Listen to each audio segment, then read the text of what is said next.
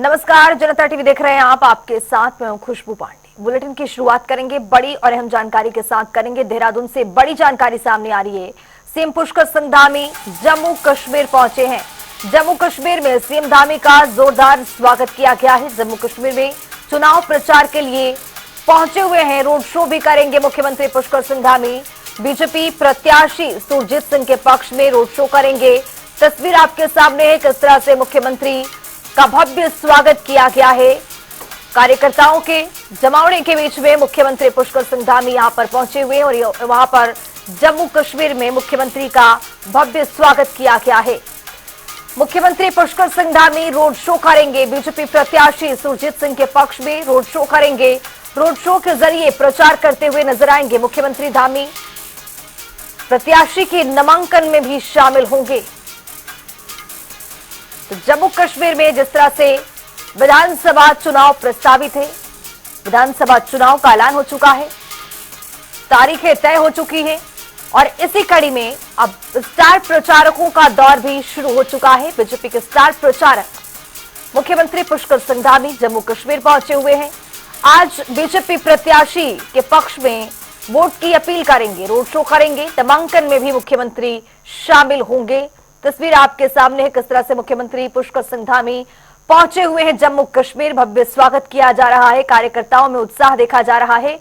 बताते चले कि जम्मू कश्मीर में रोड शो करेंगे मुख्यमंत्री। बीजेपी के प्रत्याशी के पक्ष में, सुरजीत सिंह के पक्ष में रोड शो भी करते हुए नजर आएंगे। तो जम्मू कश्मीर की यह तस्वीर हम आपको दिखा रहे हैं। मुख्यमंत्री पुष्कर सिंह धामी जम्मू कश्मीर पहुंचे हुए हैं। भव्य स्वागत किया गया है। चुनावी रोड शो करते हुए नजर आएंगे मुख्यमंत्री पुष्कर सिंह धामी। अपने बीजेपी प्रत्याशी के पक्ष में वोट की अपील करते हुए नजर आएंगे। नामांकन में भी शामिल होते हुए नजर आएंगे मुख्यमंत्री पुष्कर सिंह धामी।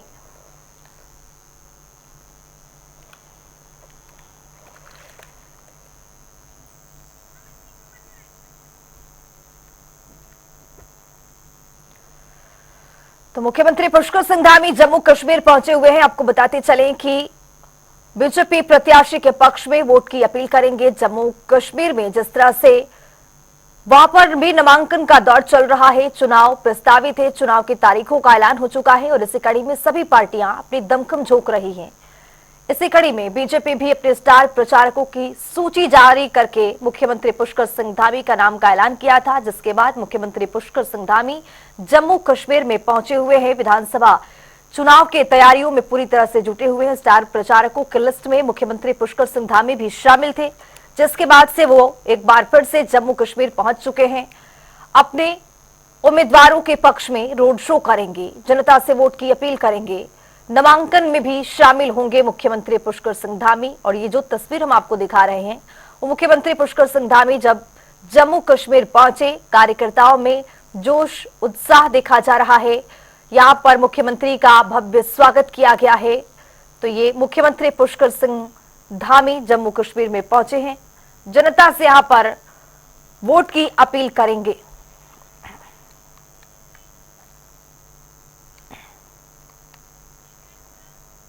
धामी सरकार की ओर से हर साल 2 सितंबर को बुग्याल संरक्षण दिवस मनाने का निर्णय लिया गया है। वहीं इस सीएम धामी ने इस मौके पर एक्स पर पोस्ट कर जानकारी साझा की है। देखिए क्या कुछ लिखे।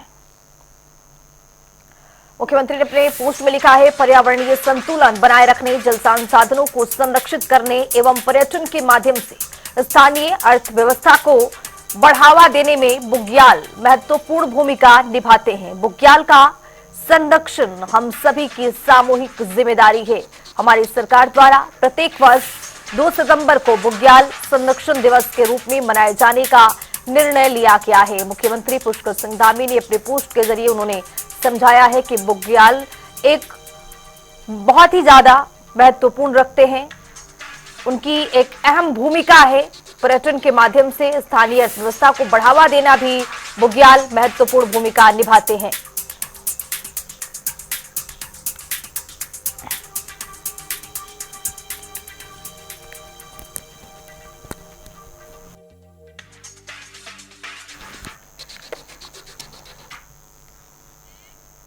बुलेटिन में आगे बढ़ेंगे। केदारनाथ क्षेत्र में आई भीषण आपदा से प्रभावित लोगों को सीएम धामी की ओर से राहत राशि दी गई है।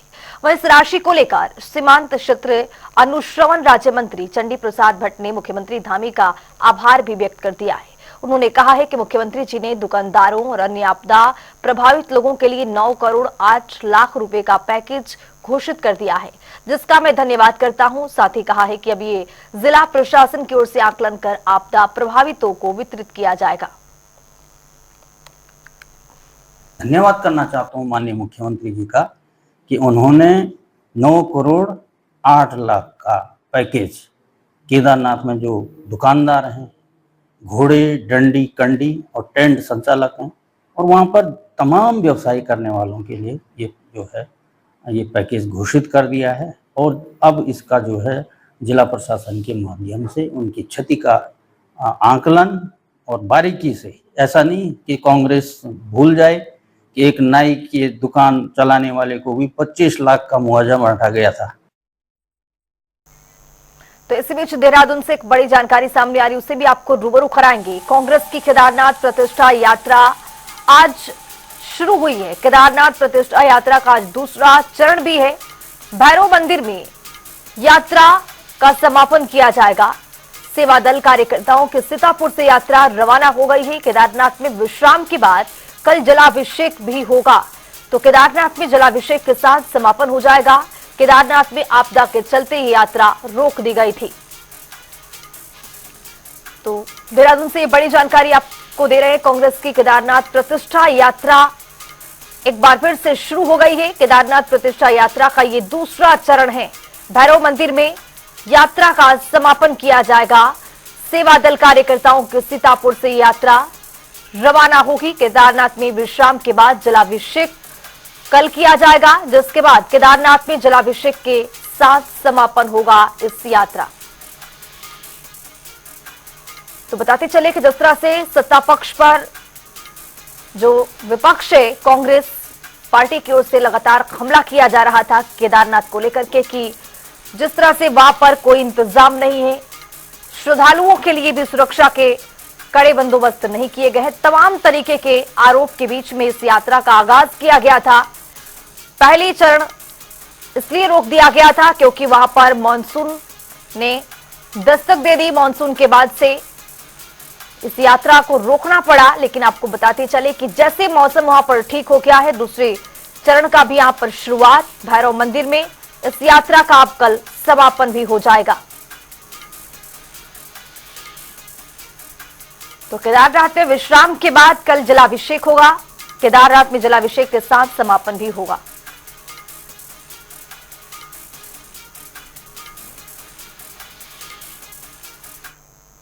और जैसा कि हम आपको बता रहे थे, दिखाने की कोशिश कर रहे थे कि एक बार फिर से कांग्रेस का केदारनाथ जो यात्रा है, दूसरे चरण का उसका आगाज हो गया है। कल हालांकि इस यात्रा का समापन भी होगा।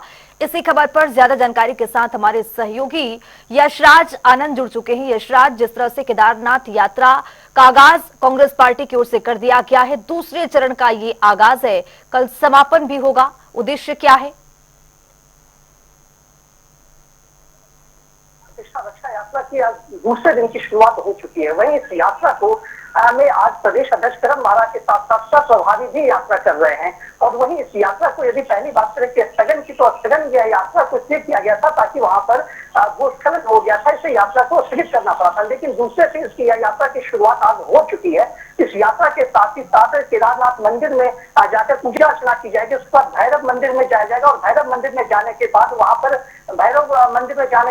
पर केदारनाथ की रक्षा के लिए, उत्तराखंड की रक्षा के लिए, प्राण प्रतिष्ठा के लिए उत्तराखंड में जो भूचाल मचा हुआ है, जो भाजपा के द्वारा जो कार्य किया जा रहा है, इसको लेकर के वहां पर तैयारी की जाएगी। इसको लेकर वहां पर यह दिखाया जाएगा कि किस प्रकार से भाजपा वहां पर कुशासन, भाजपा के राज्य कुशासन है। वहीं इस चीज पर बातचीत करने के लिए हमारे साथ वरिष्ठ नेता सूर्यकांत धस्माना है। आइए सबसे पहले से आते हैं, केदारनाथ प्रतिष्ठा यात्रा दोबारा शुरू की जा रही है, क्या प्रमुख मुद्दों को लेकर यह किया जा रहा है? दोबारा नहीं शुरू की जा रही। केदारनाथ धाम प्रतिष्ठा रक्षा यात्रा आज पुनः शुरू की गई, क्योंकि स्थगित कर दी गई थी 31 जुलाई को, जब केदार घाटी में आपदा आई। उसके कारण भयंकर चढ़ानी वहां पर हुई थी, पूरा वॉश आउट हो गया था और जिला प्रशासन ने अनुरोध किया अध्यक्ष जी से कि आप इसको कुछ दिन के लिए स्थगित कर दें, क्योंकि रेस्क्यू ऑपरेशन चल रहा था और बहुत सारे कांवड़िए उस समय चरम पर कांवड़ यात्रा चल रही थी। तो चरित्र को देखते हुए लोगों की जान को बचाने के लिए जो रेस्क्यू चला रहा था, उसमें सहयोग करने के लिए हमारे अध्यक्ष जी ने इसको स्थगित किया।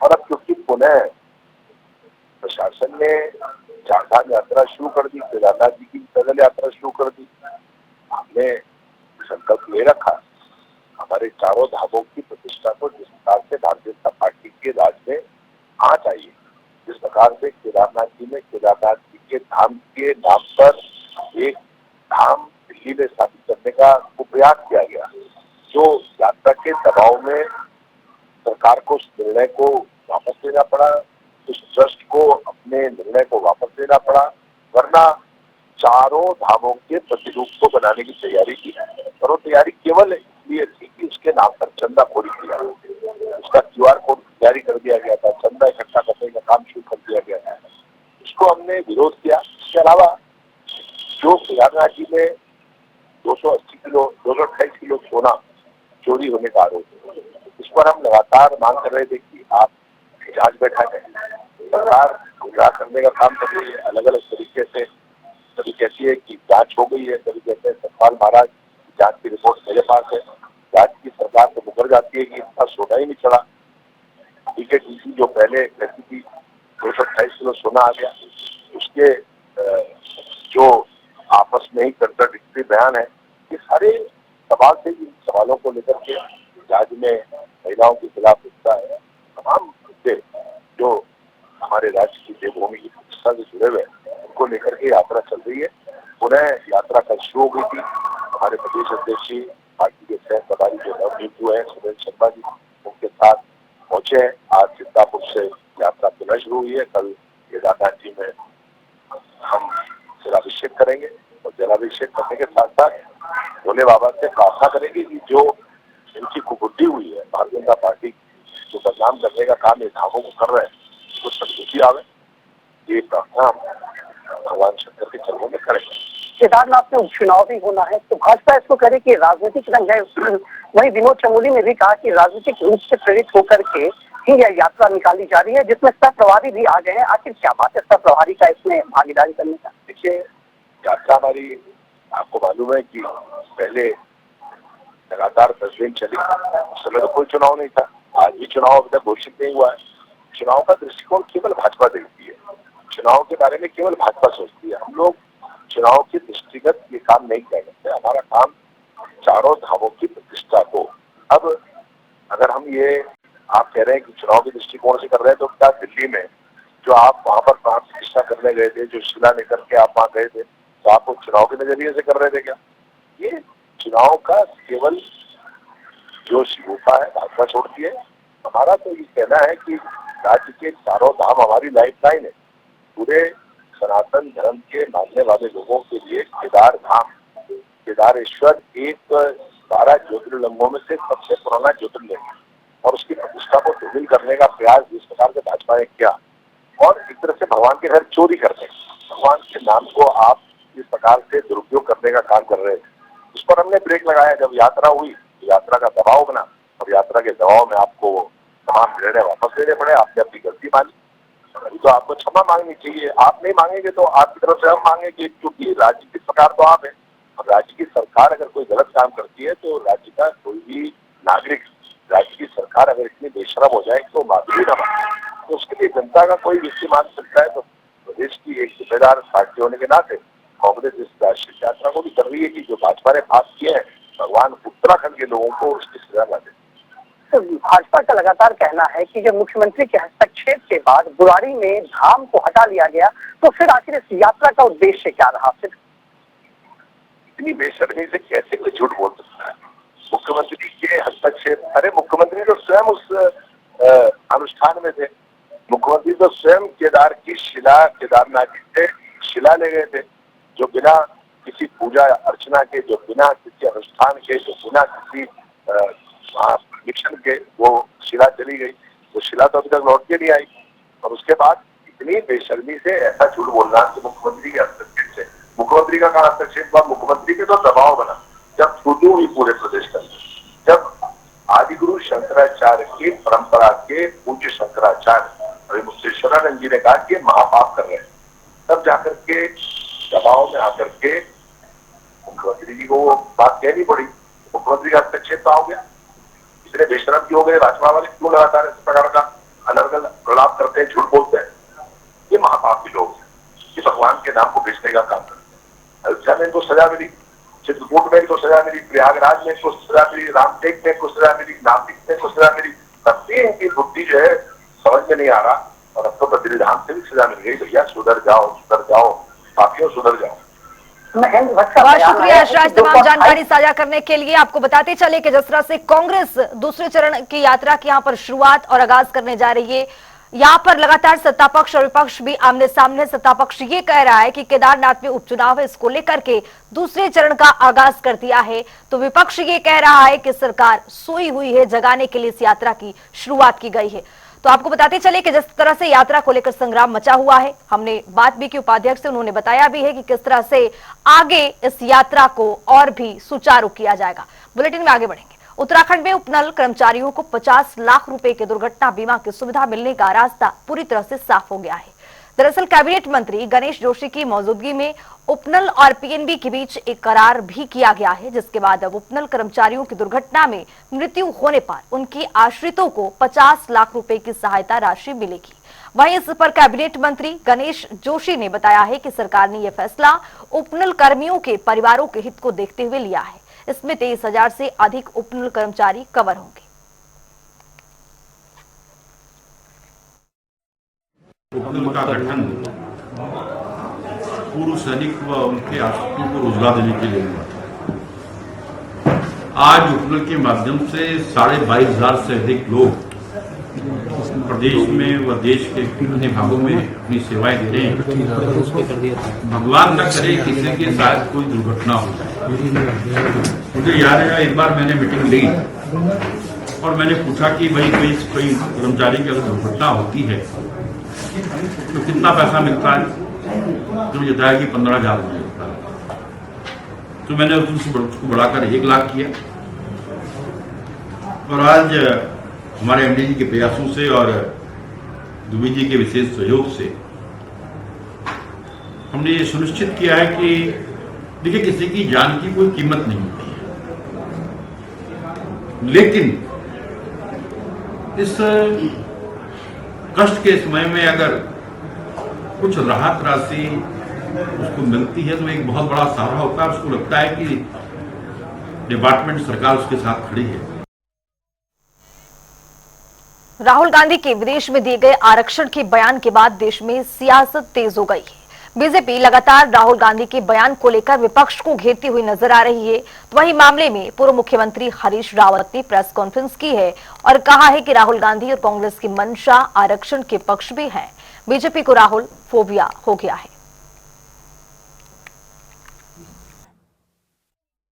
जी की बातचीत जिसमें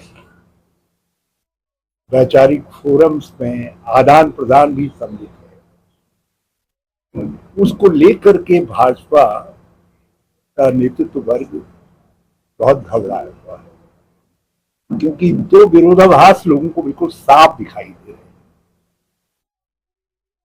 देश और दुनिया के लोगों को एक तरफ माननीय प्रधानमंत्री जी हैं जो कभी प्रेस से भी खुल करके बातचीत नहीं, मतलब गार्डेड प्रायोजित बातचीत कर, सेलेक्टेड लोगों से बातचीत करते हैं, कभी प्रेस कॉन्फ्रेंस एज सच और उसमें प्रश्न नहीं लेते। तो एम्स ऋषिकेश में शुरू होने वाली ऐसे एरो मेडिकल सर्विस को लेकर जल्द एसओपी तैयार करने के निर्देश भी जारी किए गए हैं। दरअसल मुख्य सचिव राधा रतूड़ी ने इस संदर्भ में बैठक लेते हुए अधिकारियों को इस पर जल्द से जल्द काम करने के लिए कहा है। मुख्य सचिव ने निर्देश दिए हैं कि दुर्गम क्षेत्रों की गंभीर स्थिति वाली गर्भवती महिलाओं को तत्काल चिकित्सा सेवा के लिए एम्स की हेली इमरजेंसी मेडिकल सेवाओं का लाभ दिया जाना चाहिए।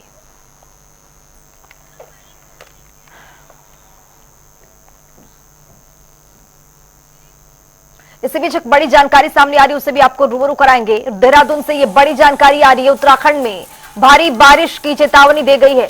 मौसम विभाग ने अलर्ट जारी किया है। शासन ने भी जनपदों को निर्देश दिए हैं। एसडीआरएफ आपदा प्रबंधन विभाग को अलर्ट रहने के निर्देश जारी किए गए हैं। देहरादून, बागेश्वर, चंपावत, नैनीताल में रेड अलर्ट है। तो वहीं उधम सिंह नगर, हरिद्वार में भी रेड अलर्ट जारी किया गया है। 12 तारीख से जो है वर्षण में वृद्धि की संभावना है। तो 12, 13, 14 तक देखेंगे कि जो है उत्तराखंड में ज़्यादातर स्थानों पर हल्की से मध्यम वर्षा मिलती रहेगी। 12 तारीख को जो चेतावनी की बात करेंगे, 12 और 13 तारीख को वर्षण में वृद्धि है। तो 12 तारीख को जो उत्तराखंड के प्लेन्स हैं और उससे लगे हुए जनपद हैं, जैसे कि नैनीताल, चंपावत, उधम सिंह नगर है खास करके, या बागेश्वर जनपद है, और ऐसे गढ़वाल में जो पौड़ी, देहरादून, हरिद्वार जनपद है, वहाँ जो है कुछ स्थानों पे भारी से लेके बहुत भारी वर्षा की संभावना है, और कहीं कहीं वहाँ पे जो है अत्यंत भारी वर्षा भी मिल सकती है, जिसके लिए वहाँ पे रेड जो है वार्निंग इशू की गई है। जबकि जो अन्य पर्वतीय जनपद हैं, जैसे उत्तरकाशी, रुद्रप्रयाग, टिहरी, पिथौरागढ़ है, चमोली है, वहाँ पर जो है कहीं कहीं भारी से लेके बहुत भारी वर्षा मिल सकती है 12 और 13 तारीख को। इसी बीच एक और बड़ी जानकारी मिल रही है, उससे भी आपको रूबरू कराएंगे। नैनीताल से बड़ी जानकारी। नैनीताल में भारी बारिश की संभावना है। मौसम विभाग का रेड अलर्ट मौसम विभाग की ओर से जारी किया गया है। अगले 2 दिन भारी बारिश का पूर्वानुमान जाहिर किया गया है। हाई अलर्ट पर प्रशासनिक मशीनरी को रहने के लिए कहा गया है। तो इस वक्त की बड़ी और अहम जानकारी, नैनीताल में भारी बारिश की संभावना, हाई अलर्ट पर प्रशासनिक अमले को रहने के लिए कहा गया है। तो फिलहाल इस बुलेटिन में अभी के लिए इतना ही। देश और दुनिया के तमाम खबरों के लिए बने रहिए जनता टीवी के साथ।